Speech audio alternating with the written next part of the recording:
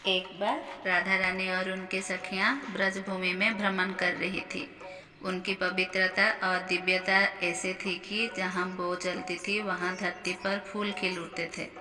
उनकी सखियां ये देखकर मंत्रमुग्ध हो गई और उनसे पूछा, राधे, तुम्हारे चरणों का धरती से इतना प्रेम क्यों है कि जहाँ तुम चलती हो वहाँ फूल खिल जाता है। राधा रानी मुस्कुराई और बोली, ये मेरा नहीं, श्री कृष्ण का प्रभाव है।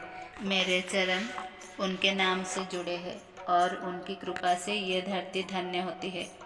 लेकिन एक दिन राधा रानी ने देखा कि उनके चरणों के कारण जहाँ जहाँ वे चलती थी वहाँ फूल तो खिलते थे, परंतु वो फूल मुरझा जाता था।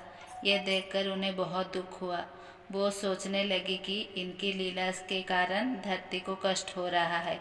उन्होंने भगवान श्री कृष्ण से कहा, प्रभु, मेरे कारण धरती पर फूल मुरझा जाते हैं, ये मुझे पीड़ा देता है।